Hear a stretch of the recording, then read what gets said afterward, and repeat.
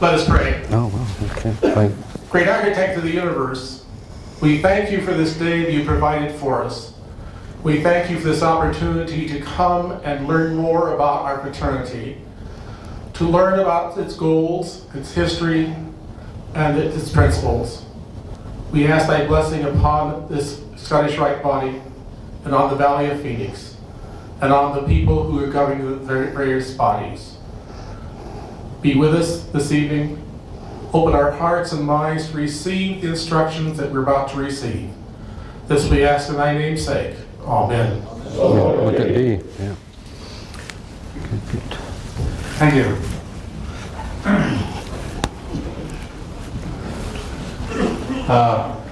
I'm delighted with the turnout, especially on a short notice. I was looking for maybe 20 or 30 guys, and Over here. Yeah, so there's 20 over here, and there's 30 over here, and another 30 here. And, you know, it's really good to see this many of you, especially on a nice cool day in July. I'm going to ask Rick Driver to come up and introduce our guest speaker. Rick and Robert have been friends for several years, close friends. And I think it's very appropriate. Rick can probably tell us some interesting tales about Robert that he may not want everybody to hear, but could be fun. So with no further ado, Rick, would you come on up and introduce our speaker for us?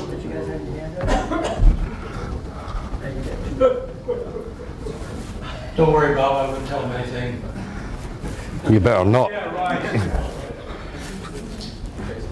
One of the most remarkable characteristics about our craft, Freemasonry, is its ability to facilitate relationships. Relationships for people that otherwise maybe wouldn't meet in their normal daily lives. My relationship with Robert Cooper this evening is probably very emblematic of that characteristic of the craft, that it somehow affected a very cherished and valued relationship between myself and Robert halfway around the globe. Very unique capability of our craft. Bob serves the Grand Lodge of Scotland in Edinburgh as the curator of its internationally renowned museum and library. He's a noted historian, author, and lecturer. You might even recognize him from some of his many appearances on the Learning Channel, the History Channel, a lot of specials with regards to the craft of Freemasonry and related subjects. Cracking the Freemasons' Code, The Renaissance Hoax, and The Masonic Magician are three of Bob's latest books that have been bestsellers among the craft. He's got a new book coming out before the end of the year, I believe, by the name of The Red Triangle, which will be published by the Lewis Masonic Publishing Company in London, England. Bob is the immediate past master of Scotland's very distinguished and oldest lodge of research, Lodge Sir Robert Morey in Edinburgh. He's past master of Lodge Edinburgh Castle. Yeah. He's currently junior warden of the world's premier research lodge, Quater Coronati in London, England. Like many of you, Bob has received Masonic honors within our craft, far too numerous for me to try to enumerate today. But probably most important to me is Bob has been my most trusted and valued friend over 15 years. His friendship honors me more than I can say. So I'd like you to join me in welcoming Bob, give him a hot Arizona welcome. Yeah. That's good. Thank you. Thank you very much. Okay. That's good.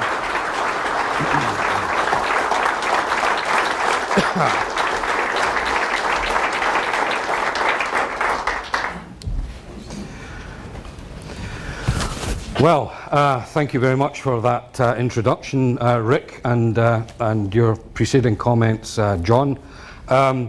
It's always a delight to be amongst friends, and I have very many friends here whom I've met over the years. Russ, of course, many others. and I don't want to name them all, but I hope to make many more new ones. As to the heat, yes, it's 59 and raining back home, and I kind of wish I was back there just a little bit. But I'm only here for another few days, so I'll be back to normal next week.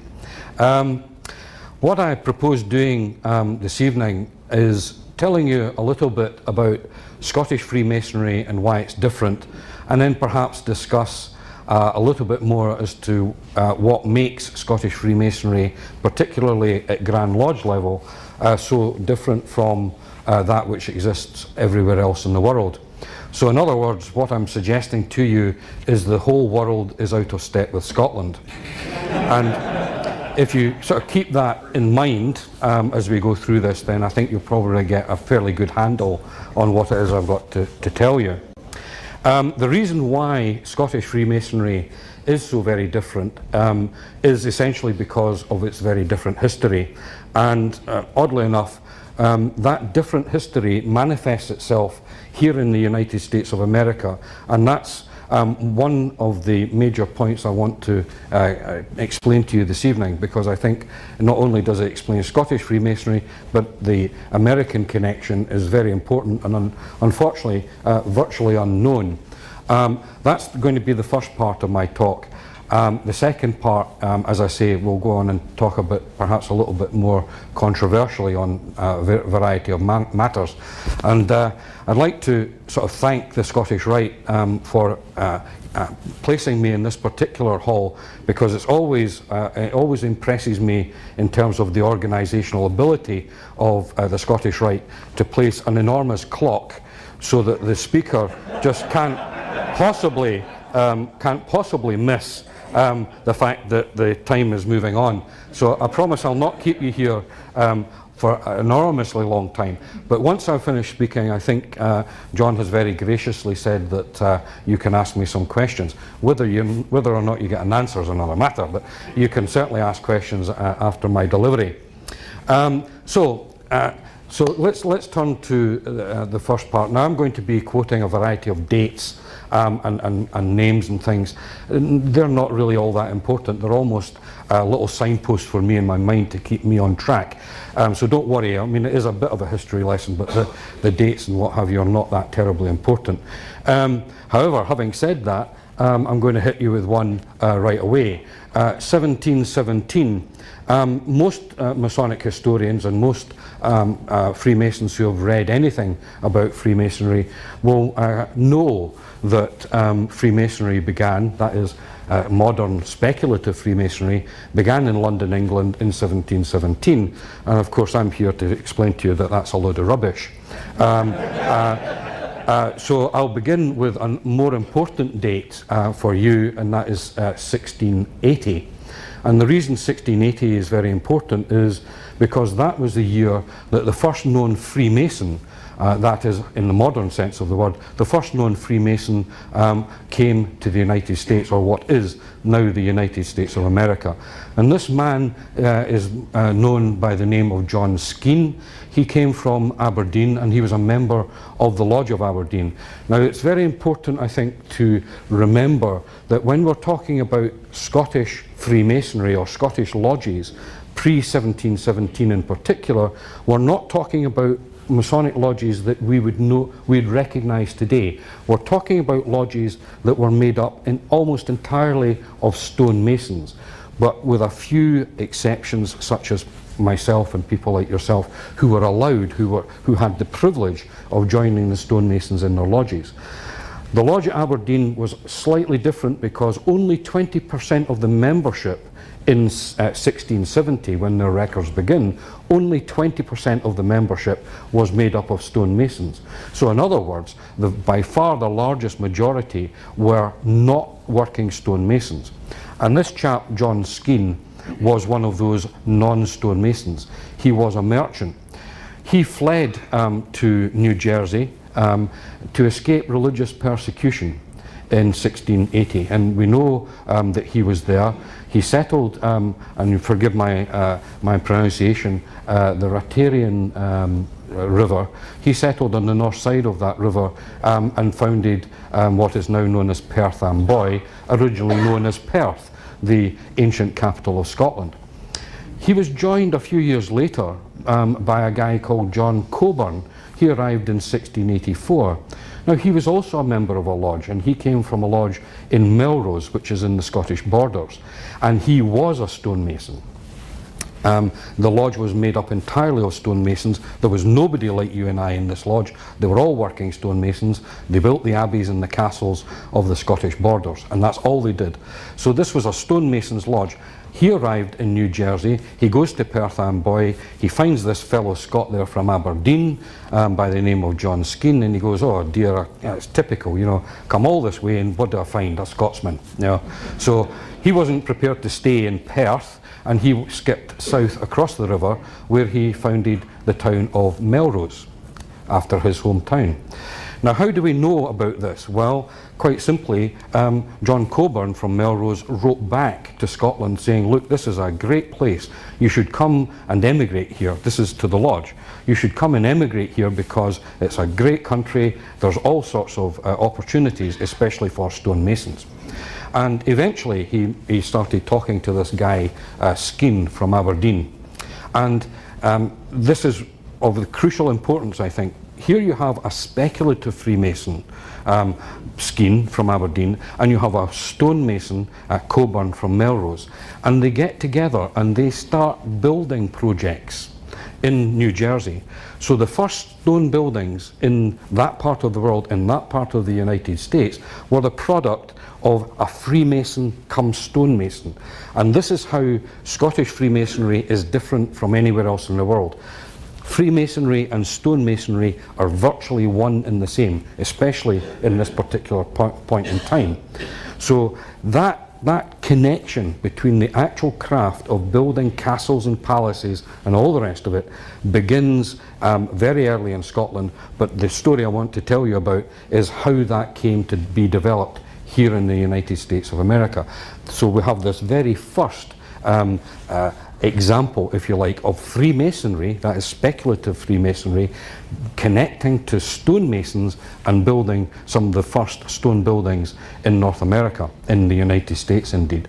So if you can bear in mind that that separation between stonemasonry and Freemasonry never really ceased to exist in Scotland, then you begin to understand why Scottish Freemasonry has a completely different flavour, for want of a better description. So these two guys, the first known Freemasons, stonemasons in the world, arrived here in the 1680s in the United States of America. Now, this is a long time before the Grand Lodge of England was founded in 1717. And one of the problems that a Masonic historian has is trying to explain to people that after 300 years of propaganda or 300 years of saying the same thing over and over again, trying to undo that becomes incredibly difficult. So purely speculative Freemasonry in that sense did begin in 1717. What I'm suggesting to you here is that you have to take into account the craft of stonemasonry as well as Freemasonry, and then you can begin to push back the dates many, many hundreds of years. But for the purposes of tonight, we're talking about principally the United States of America. However, I'm going to skip forward a little bit and talk to you about the formation or the foundation of the Grand Lodge of Scotland, and that happened in 1736. And what happened was, in the United Kingdom, in the British Isles, the Grand Lodge of England had been founded in 1717, the Grand Lodge of Ireland in 1725, and the Grand Lodge of Scotland in 1736. But here I am telling you all about lodges that pre-existed the Grand Lodge system, in Scotland at least, and yet Scotland was the last country to found its own Grand Lodge. Now, that seems a bit odd, but the reason for that is actually fairly simple. When the people who were founding the Grand Lodge of Scotland issued invitations to the lodges all over Scotland to come to the inaugural meeting, they discovered that there were over 100 lodges in existence, whereas in London, England, there was only 4. So it was fairly easy to manage the foundation of the Grand Lodge of England with only 4 lodges. Those 4 lodges supplied all the Grand Lodge officers, etc., etc.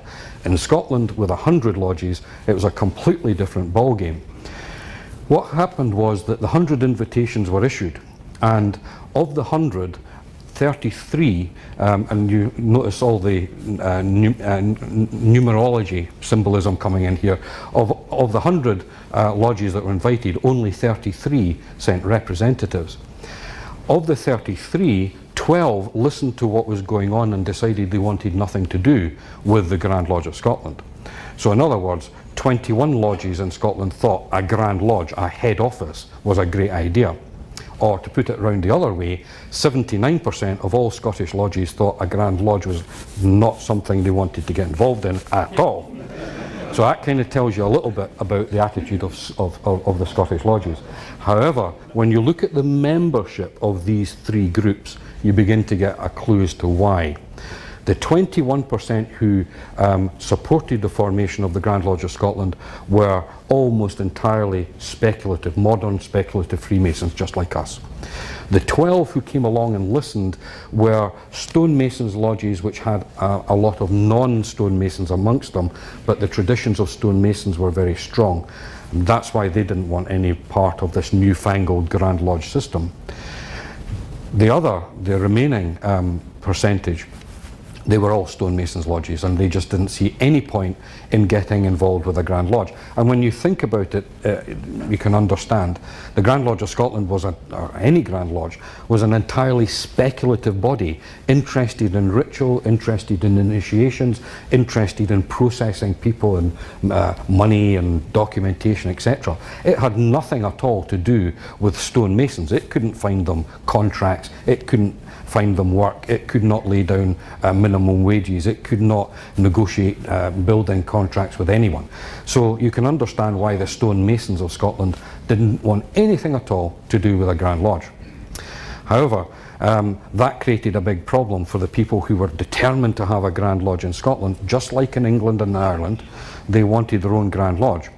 So what they did was, in order to try and get these lodges to join this newfangled Grand Lodge system, they said to all these lodges, look, don't worry about losing your independence. We're not going to impose upon you any kind of heavyweight bureaucracy or any heavy rules and regulations. So what happened was they were told, you will be able to carry on using the regalia that you're using in your local area. So if you had a lodge in Inverness that was wearing blue regalia, they were allowed to continue wearing blue regalia. If it was in Dumfries on the other side of the country, they were allowed to continue using green regalia, and so on. As well as that, they were also allowed to continue using whatever ritual they decided to use. And so, again, Inverness might have a completely different ritual from the lodge in Dumfries. So if you allow all the lodges that pre-existed the foundation of Grand Lodge, and remember we're talking about Scotland here, you're darn tooting that every lodge that's founded after 1736 wants exactly the same privileges as all the other lodges had. So that's why, to this day, every lodge in Scotland, or every Scottish lodge, wherever it is in the world, has the right to devise its own ritual. There is no such thing as a standard Scottish ritual. But Scotland being Scotland, we have a thing called the standard Scottish ritual. Okay, there we are. But there is no such thing. I mean, when my lodge, the lodge of which I'm past master, was founded in the early 1990s, one of the first things they did was form a committee that sat down and actually started to write the ritual from scratch. And you can imagine, because all the founder members were from different lodges, they all had their favourite bits of ritual, so it just went on and on forever. If we'd actually published the third degree, it would have taken 5 hours to actually convey. So anyway, that's the kind of problems you have. And just as a wee example, just to show you just how different Scottish regalia could be, that's a master mason, a past master's apron from a Scottish lodge. And that's why, as I say, Scots will never give up that kind of a degree of independence, because having something like that is really rather nice, isn't it?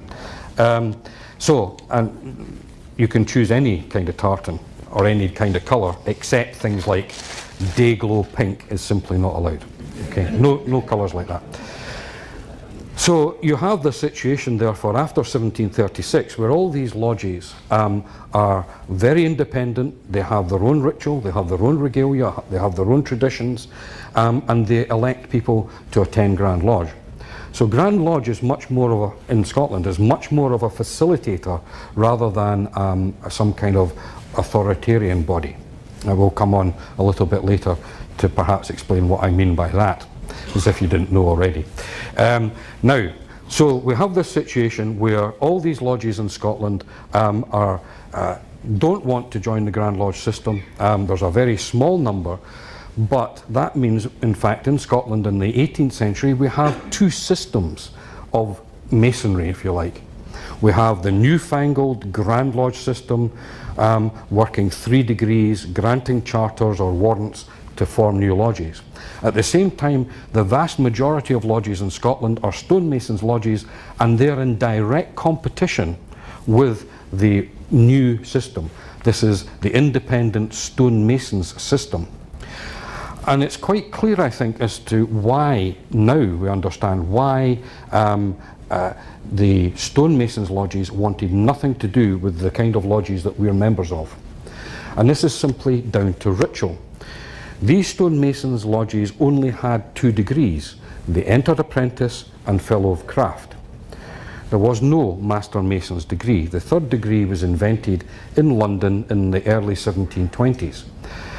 However, I take it we're all master masons here. There's no just entered apprentices and fellows of craft. We're all master masons. Okay, right, well, when you think about it, what the new Grand Lodge system was going to impose on these stonemasons lodges was they had to learn the 3rd degree. And in the 3rd degree, as we all know, fellows of craft, which was the highest degree a stonemason could aspire to, all of a sudden they were going to be turned into murderers. That's the reason why these stonemasons lodges wanted nothing at all to do with this newfangled Masonic system. Stonemasons in the 3rd degree were murderers, and what is more, murdered the Grand Master Hiram Abiff. And there's no way that these stonemasons were going to join an organisation that made them out to be the worst crime that you can commit within Freemasonry. So that's the reason they stood aside, and they would have nothing to do with modern speculative Freemasonry. Now, for those of you who are familiar, I think it's within the York right here, there is we call it a ceremony in Scotland. It may be a degree here or not, and that's the Mark degree. For those of you who are familiar with that ceremony or degree, have a wee read at the ritual again, and for those of you that are not, it's very difficult to explain, but essentially that degree or ceremony redeems the fellows of craft. And once the fellows of craft are released from this burden of being the worst kind of criminals, they started to join the Grand Lodge of Scotland. The consequence of that was that all of a sudden we start to get operative or stonemasons lodges joining the Grand Lodge of Scotland, but they've got no knowledge of the 3rd degree. So what the Grand Lodge of Scotland had to do is it had to form a degree team to go around Scotland teaching all its Masonic lodges how to perform the 3rd degree, because it was unknown within the stonemasons lodges. So what's all this got to do with the United States of America, you might ask? Well, it's fairly straightforward in terms of history. In 1752, a man was initiated in a lodge in Fredericksburg by the name of George Washington. That was a Scottish lodge. And so George Washington, the first president of the United States of America, was a Scottish Freemason. Now, how that comes about is simple as this. In 1752, and the membership records held in Edinburgh and Scotland show this, in 1752 a clandestine or illegal or illegitimate lodge was founded in Fredericksburg. And we know this because all the people that are on that list are Scotsmen. And the reason why they didn't obtain a charter and why they're clandestine was, again, remember we're talking about Scots, you can see the way they were thinking. Well, if we found a lodge and we decide to get a charter, it's going to cost us 5 guineas. Now, what happens if the lodge isn't viable? What happens if the lodge folds in a little while? You know, we've wasted that money, you know. That's a very good Scottish attitude, dare I say it. So what they did was they founded a lodge, and they didn't care whether it was clandestine or not, and they waited 6 years to make sure it was definitely a goer, you know, it was definitely going to work. And after 6 years they thought, well, okay, we better get a charter and we better become legal. And that's exactly what they did. In the year 1758, George Washington's lodge was granted a charter by the Grand Lodge of Scotland. So George Washington was a Freemason from a very early stage in his life, and as a lot of us know about the life of George Washington, he was a very busy man, and although he had contact with Freemasonry, he was not a regular attender. But he certainly did come into contact with Scots, certainly during the French Indian Wars, which is 1750, 1757. He came into contact with Scots who were fighting in the various regiments that were here. And then, of course, we come to the parting of the ways, your war of independence. And George Washington, of course, still a Freemason, was very involved in that. And of course, there were lots and lots of Scots. In fact, there's stories back home of the Scots, because they couldn't fight the English back home, they would come over here and join the Americans to fight the English here. So, and what they would actually do, I mean, again, you've got to remember, getting passage across the Atlantic cost money. So they would actually sign up for the English army, and then once they got here, desert and join the Alliance. So they got free passage as well, you know. Eventually, the English army decided the Scots weren't much good and stopped recruiting them, certainly for this theatre of operations. Anyway, so all great fun. Then what happened was, the United States won its independence, quite rightly so, and it was decided that a new capital city was required to be built. And it was, of course, named after George Washington. So the American Civil Service couldn't build a new capital city out of lumber. I mean, at that time, that was the most natural building material here. The place was covered in forests, so it was ideal. Log cabins and all the rest of it, though, does not make a capital city. So the question was asked, where do we get stonemasons to come and build a new capital city for the United States? And the answer from George Washington was the best stonemasons in the world come from Scotland. Now, whether or not he knew this already by his connections with Scottish Freemasonry and the Scottish Lodge, we don't know. But there is no doubt that what happened was that the American Civil Service wrote to Scotland, and in fact wrote to one particular lodge, the Lodge of Journeyman Masons number 8 in Edinburgh, and asked if they would like to emigrate to the United States to help build the capital city of this new country. And we're very fortunate that the lodge records from that period exist. And indeed, a large number of these stonemasons, Freemasons, emigrated from Edinburgh to the United States, and when they arrived, they were given a job in what is now Washington, D.C., of building a house for the president. So they must have been very flattered. Unfortunately, we can't find any evidence of this, but whether these Scottish stonemason Freemasons knew they were building a house for their fellow Scottish Freemason, we don't know, but certainly that's what they were doing. So they duly proceeded to start work on this house. But you've got to remember that these were the guys, they were at the top of the tree, they were the creme de la creme of the construction industry. They built stone buildings that were designed to last for hundreds of years. And of course, unfortunately, the American Civil Service were just a little bit impatient to get this house built quickly. George Washington was living at Mount Vernon, and it wasn't seemly for the president, the first president of the United States, to commute on horseback in the middle of winter and all the rest of it. So they wanted this house built quickly. But of course, the Scots were very, very particular, and you can see them. I see them in my mind's eye. You know, they would find a stone and they would shape it, and then they would square it, and spend ages and ages perfecting the stones, and then nah, it's not good enough, and start again, and you could see the American Civil Service going, oh, what's going on?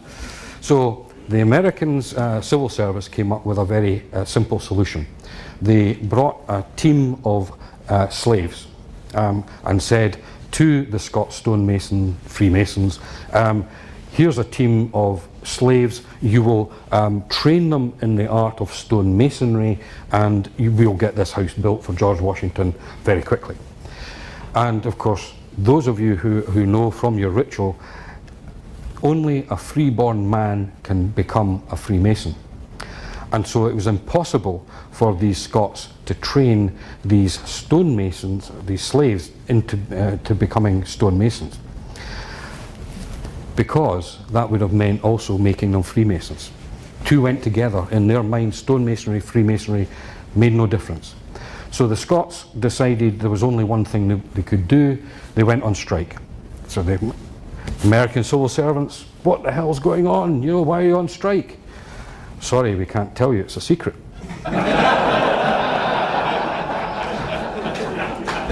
and it was, you know. I mean, in the history of labour disputes, this must be the weirdest. I mean, let's face it, you know, they're on strike, but they couldn't tell anybody why. But odd. Anyway, but you can see why they couldn't tell anybody, because that meant revealing the whole background process of being initiated, passed and raised in a Masonic lodge. To become a stonemason also meant becoming a Freemason. So they went on strike, but of course they weren't getting paid, so these Scots didn't stay on strike for very long. What they said to the American civil service was, okay, what we'll do is we'll train freeborn men, don't care what colour they are, we'll train freeborn men, but they must be freeborn, not slaves. And that's exactly what happened. They got a squad of freeborn men, and they were trained as stonemasons. They were also then initiated as Freemasons in the Masonic Lodge. So again, clearly demonstrating this connection between stonemasonry and Freemasonry. So the house was built for the president. It was finished, but unfortunately, all these problems meant that the thing was delayed, so that delayed long enough that George Washington had died in the meantime. So he never got to occupy the house that was built by his fellow Scottish Freemasons, which is rather sad. Anyway, they did finally finish the house, and you know, we know the names and all the rest of it, which is, from a historical point of view, extremely interesting. Then we come to a little bit of a kind of falling out in 1812. You may know from your history, we had a little bit of a problem between Britain and the United States. You called it free enterprise, we called it gun running. You were selling arms to Napoleon, and of course we were at war with Napoleon at the time, so we didn't like it very much. So the Brits invaded from Canada, and they got as far as Washington DC, set the city on fire, and so well had the house for George Washington been built that even although it was set afire, all that happened was the roof burnt and fell in, so that once peace was declared, all that needed to be done was the structure had to be re-roofed with timbers, new timbers, and in order to disguise the smoke and soot damage from the fire, it was whitewashed and renamed the White House.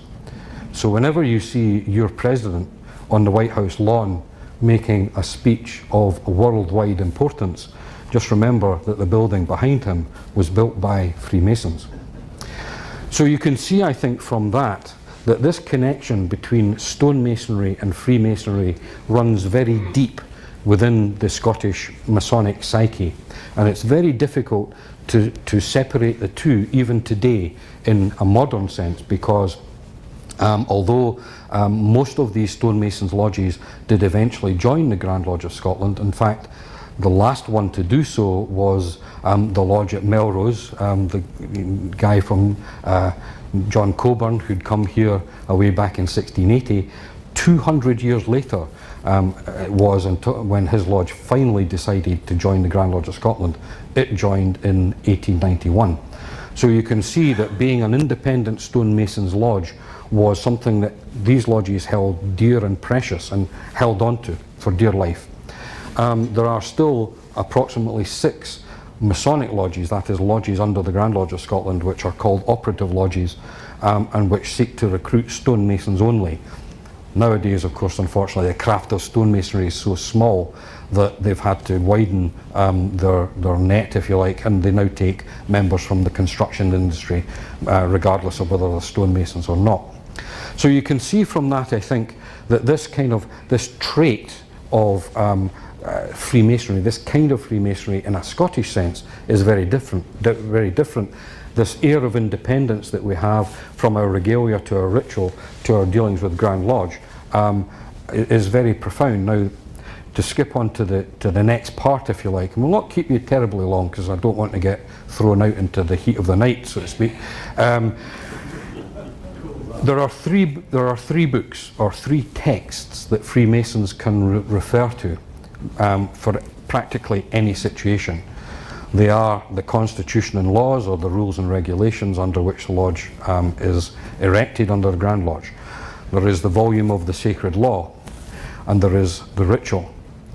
So there are three works of reference that every Freemason can refer to for practically any situation within Freemasonry. When I ask people which one would you automatically pick up to examine first for any problem, nearly everyone says the Constitution and laws of the Grand Lodge of Arizona or whatever. In Scotland, the answer invariably is the ritual. And the reason for that is the Grand Lodge of Scotland and the lodges under it did not have any rules and regulations whatsoever until 1836. So for 100 years, it relied on only two texts, the volume of the sacred law, the Bible, and the ritual. And the ritual, if you read it, contains pretty much everything you actually need to know about what to do and act as a Freemason. I think, unfortunately, we kind of forget that often. Now, so here we have the situation in Scotland where, with no rules and regulations at all, the Grand Lodge of Scotland doesn't have any, how did Freemasonry function? Well, the simple answer is that lodges in Scotland are independent sovereign bodies in their own right. In other words, the power of Scottish Freemasonry lies with the lodges, not with the Grand Lodge. The Grand Lodge is an advisory body. It attempts to facilitate, educate, help, assist. It does not dictate, it does not determine what lodges can and cannot do. Lodges determine that for themselves. And common sense dictates that they will not do ridiculous things. They are filled with grown adult males who are allowed to exercise their common sense. So the Grand Lodge of Scotland, if you were in I suspect if you were in a lodge in, well, I don't suspect, I know, but if you were in a lodge in England and a letter from the Grand Lodge of England arrives, the secretary of the lodge will read it out and it says something like, from Monday, this lodge will do this and it will do that, it will raise its fees, it will do this, that, the next thing, or else. That's the hidden subtext, or else we'll take your charter away. In Scotland, if you hear a correspondence read from the Grand Lodge of Scotland, it reads something like this. The lodge might like to think about implementing a suggested idea that was discussed in one of the committees some time ago, but you don't have to do it, of course, but we think it's a pretty good idea. So you get the impression of what happens. The effect of that means that Scottish lodges have a huge disparity in the way they do things. We even have different officers, we call them office bearers. So Scottish lodges can elect different office bearers. Once they've elected office bearers, the duties of the office bearers can be different from one lodge to another. Even things like booze.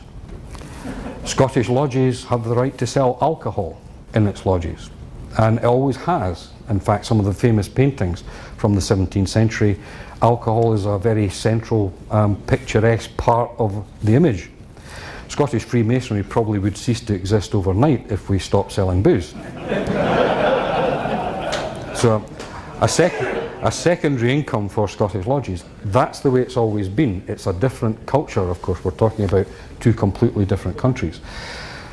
So when we look, and I'm not an expert on American Freemasonry, but knowing what I know about Scottish Freemasonry, what does surprise me a little bit, and this is merely an impression I have from looking outside in, so to speak, that here we have a situation where a lot of my Masonic forebears left Scotland in order to get away from dictatorial, non-representative forms of government, non-representative forms of religion, to attain freedom of expression.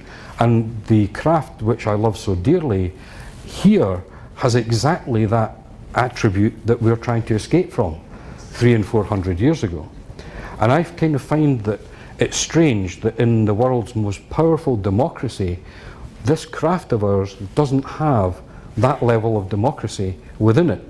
And so it's kind of bizarre for someone like me to come from the old world to the new and find remnants of the old world we all ran away from hundreds of years ago still alive and well here.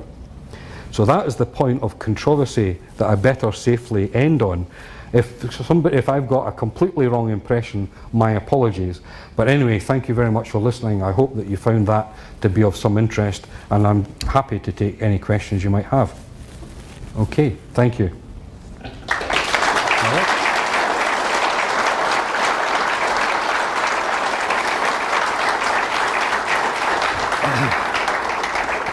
So,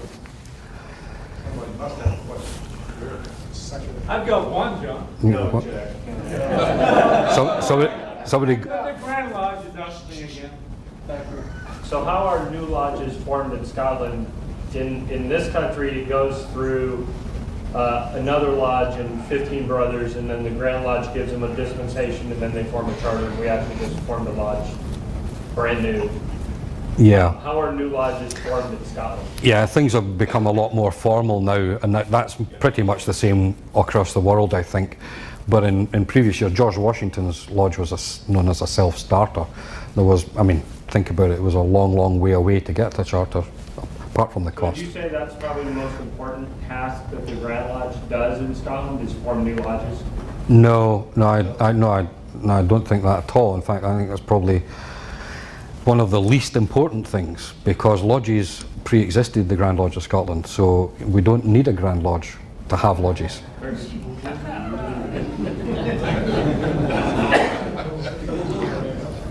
Does the Scottish Rite in your part of the world have a philanthropy that they support? The short answer is no. The Scottish Rite is very different in my country. It's only been around 150 years, so it's seen to be a kind of Johnny-come-lately organisation in many ways. So it's and membership is by invitation only. I'm only an 18th degree Mason. I'm probably very unlikely ever to be anything greater than that. So it's a very different organisation than from here in the United States. There's only 9 33rd degree Masons. There are no honorary 33rd degree Masons, so 9 and 9 only. When one dies, another one is elected. So any of the degrees from 4 to 32 are, as I say, by invitation only. I'm not an expert, but they do certainly contribute substantially to charities, but they tend to rotate the philanthropy they're looking at. They don't concentrate on one. They try and spread it throughout society. Does the agents, they call it the agent accepted right there, are they under the agent accepted right along in Duke Street, or do they have their own? Yeah, I mean, I think this is the ancient, free and accepted, or accept. The agent accepted. Ancient and accepted. Yes, there's two ways of describing. We call it the Scottish Rite. Yeah. England, it's under the Yeah. Street. Yeah. Does Scotland have their own law? Yeah. I mean, because it's called the Scottish Rite. In order to make it clear what it is in Scotland, it's called the Scottish Rite for Scotland. That is, see, I know it's kind of odd, but whereas in France it would be the Scottish Rite for France, say, or something like that. So it's to make it clear that the Scottish Rite for Scotland is what it is, and of course it's a very independent body. It was not formed from the Southern jurisdiction, for example. When I was in Edinburgh visiting, I went into a pub, and there was a Masonic emblem in the pub.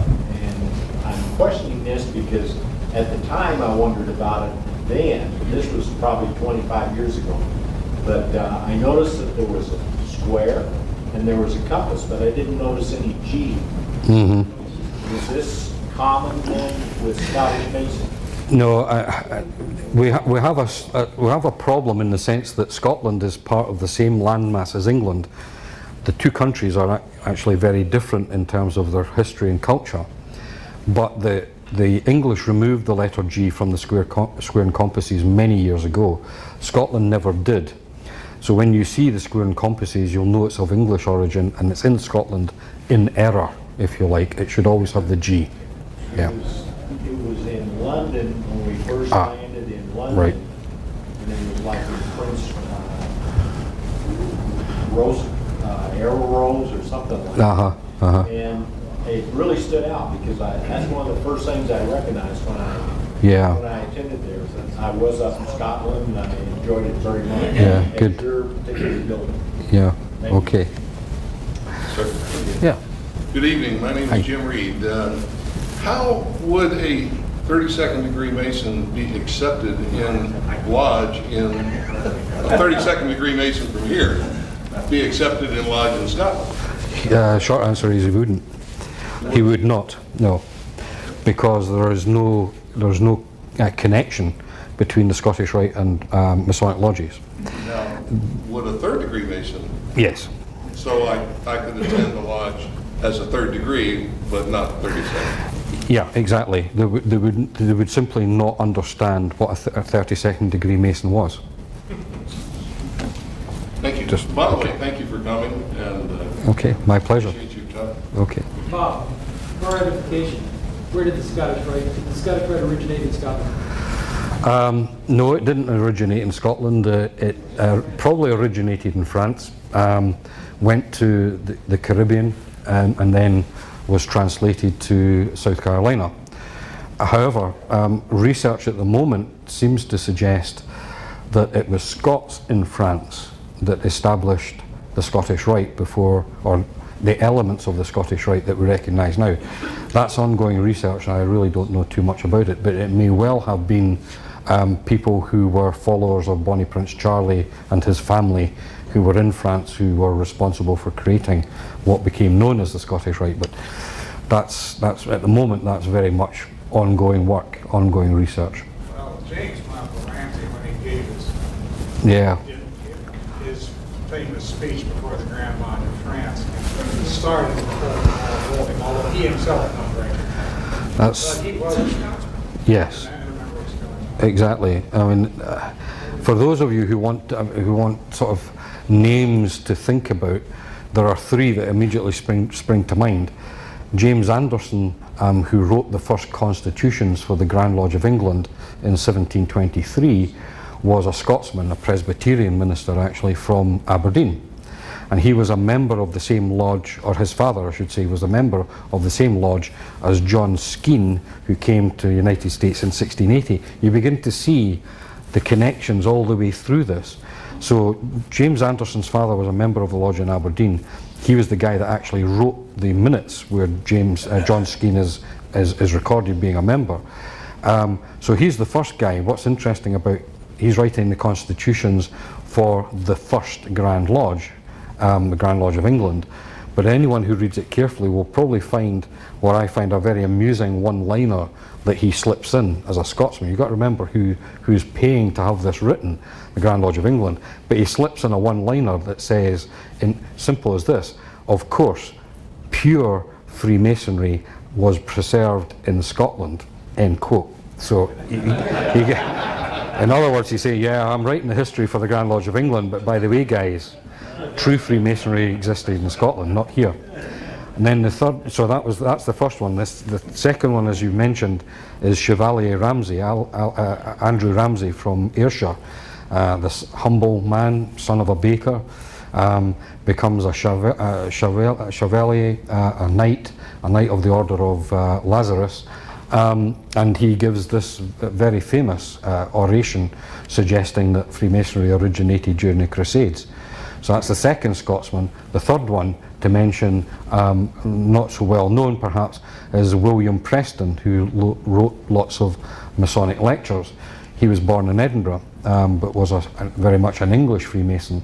So here you have three extremely important and three extremely influential Freemasons who shaped Freemasonry, I think, as we know it today. But the significant thing is, not one of these three are peddling their particular view of Freemasonry in Scotland. They are telling the world about Freemasonry in England and in France, but they're not telling it in Scotland because they knew darn well they'd get found out. They were giving a view of Freemasonry that Scotland just simply wouldn't recognise. Sorry, yeah.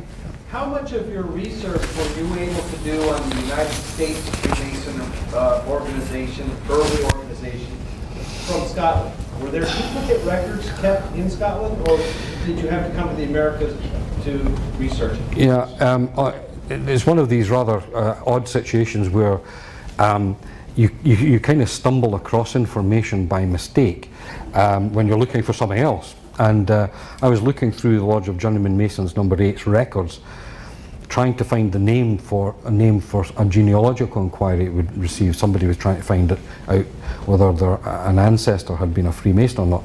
And I came across these entries in the treasurer's book for the lodge where there were names that had been written in, and he'd ruled off this ledger, and they paid their annual dues every 3 months, 6 pennies every 3 months. And this treasurer had very meticulously was recording how much every member had paid.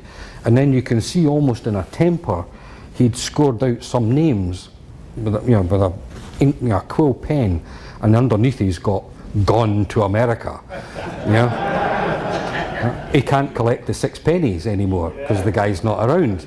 So, but this treasurer kept that record going for years. So although the guy wasn't in Scotland anymore, this treasurer's keeping a track of the fact that he wasn't paying the money anymore.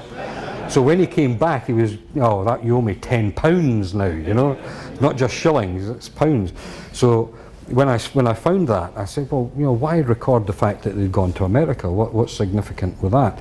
And I was in Washington, D.C. when I went to the White House, and I picked up the official guide, and they mentioned that Scots had been involved in the building. So a little bit more digging, then we find the names of the Scots, and what's more, so we got the names of the known Scots that were there way back in the 1790s, and then we look at the names in the lodge records, and the names are the same.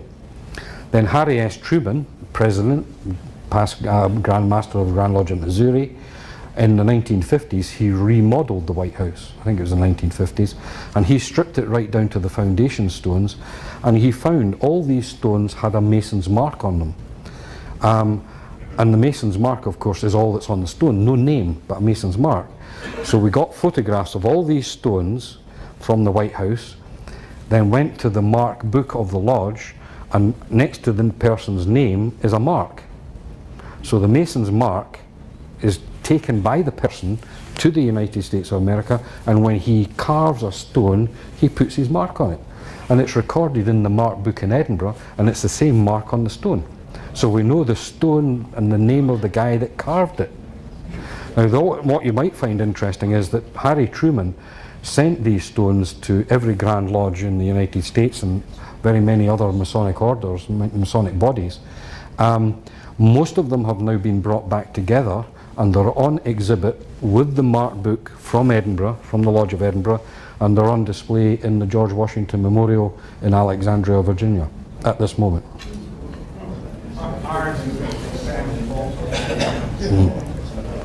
Yeah, it's an amazing piece of history. It really is. Yeah. So you're saying the White House was torn down and rebuilt under Truman? Yeah, he did some remodeling work. I don't know exactly what. Right down to the foundation?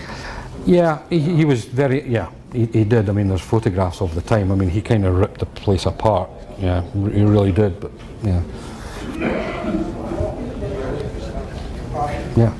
What would be a typical time to go through be 29 degrees from the 4th to the 32nd? Is there a difference? If you're dedicated, 15 years. Yeah.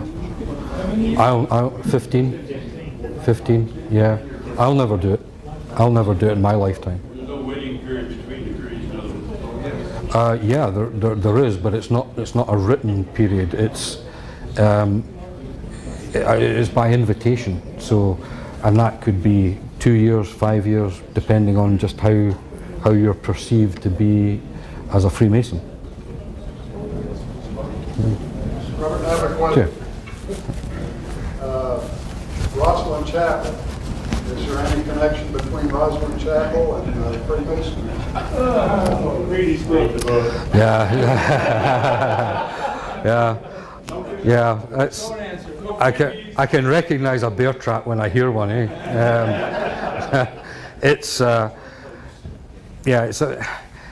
let me put it this way. I think part of the problem comes down to definition. When you read a lot of books, they say Masons built Rosslyn Chapel, and so certainly within a company such as this, when you say Masons built Rosslyn Chapel, there's only one conclusion you can automatically come to, and Masons means Freemasons.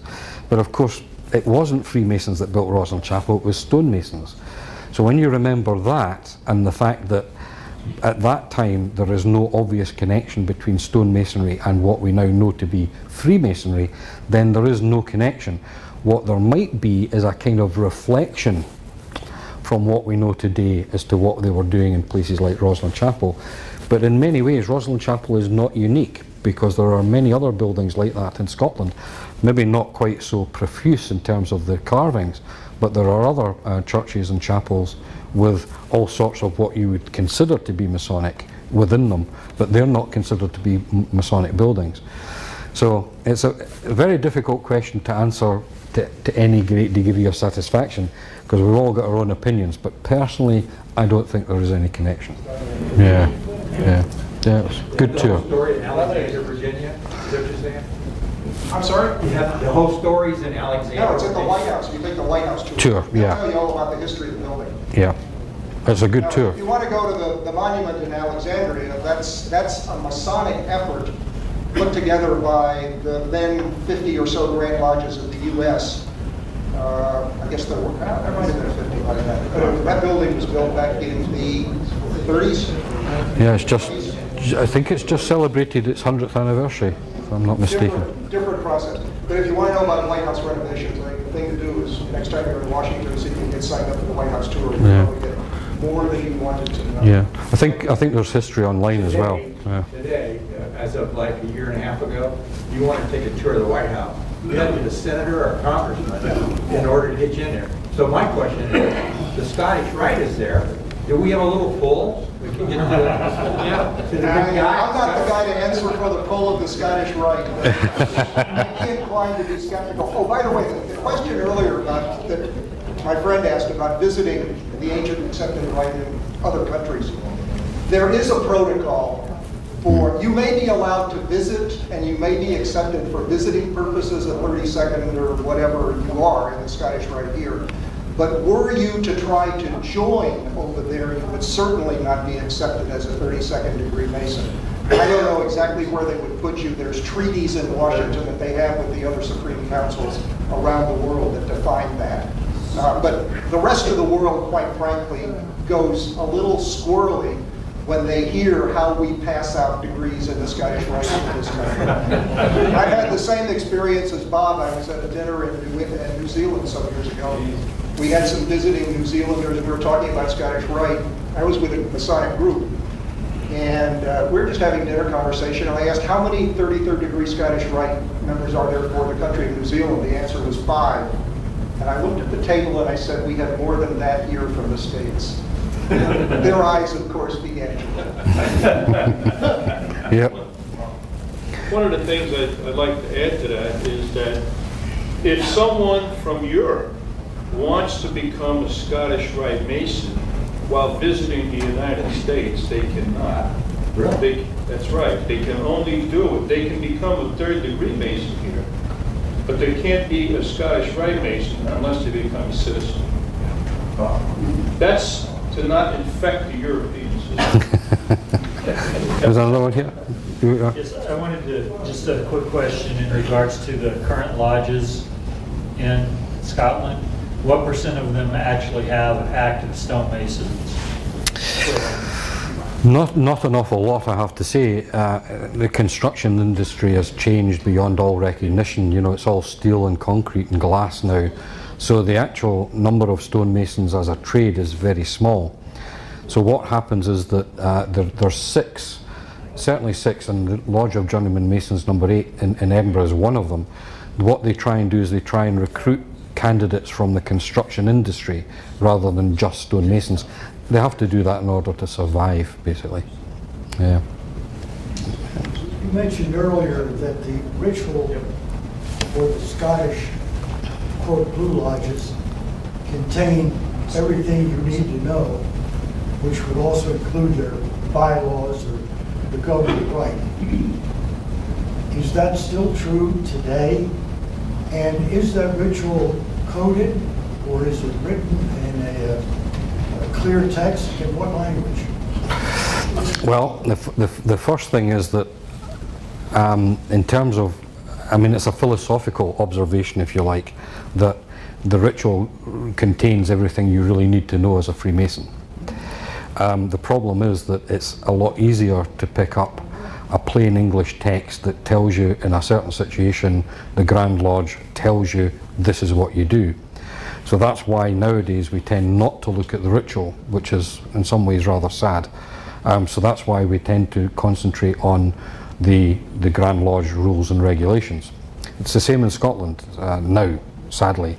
Although in some ways that's changing as people begin to realise that that was originally all there was nothing else.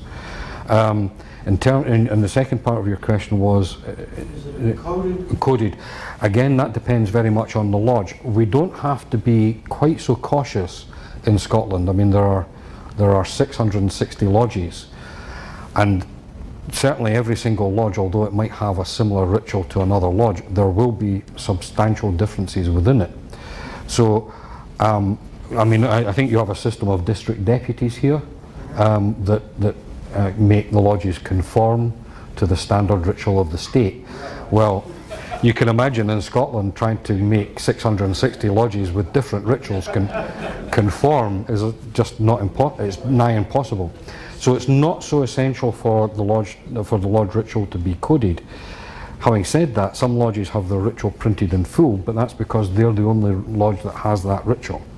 Other lodges have no ritual printed whatsoever, and you have to go to the past master's house and be taught mouth to ear to learn the different offices. So if you want to learn the senior warden's part, say, then you will have to spend many nights attending a past master's house in order to learn that lodge's ritual, because it's not written down at all. So from one extreme to the other. Are the number of Masons increasing in Scotland or decreasing? Yeah, they're increasing in Scotland. I think we've now had the fifth net increase in succession. But having said that, I think it's important to remember that in Scotland, the decline in membership, or the decline certainly since the heyday after the Second World War, is not seen as a decline. I particularly don't like that word. I personally, and remember, I should have said this right at the very beginning, nearly everything, in fact, no, I better say everything that I've said tonight is purely personal opinion. Otherwise I could be, you know.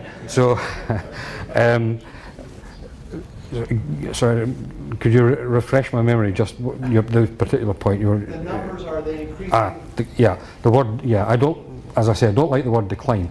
What we're doing in Scotland, certainly, in my opinion, is getting back to normal. And that is because you have to decide where you're taking your start point. Now, that everywhere in the Masonic world, the high point was in the 50s and 60s, where we had a huge intake, a generation that had fought during the Second World War. They came home, the guys came home, and the numbers just went sky high. Now, if you take that as your start point, then we are certainly in decline numerically and decline from there. But we're fortunate in Scotland that our membership records go back to 1599.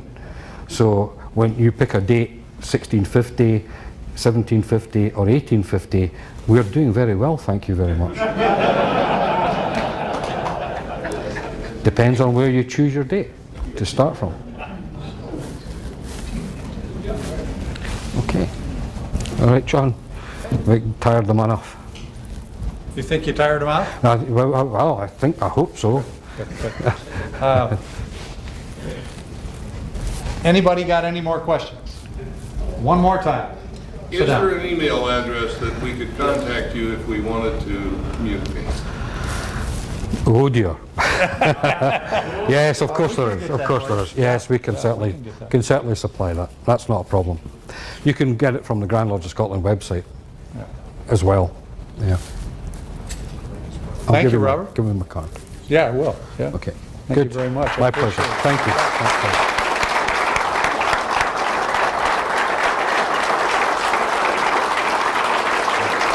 Thanks, guys. Good to see you.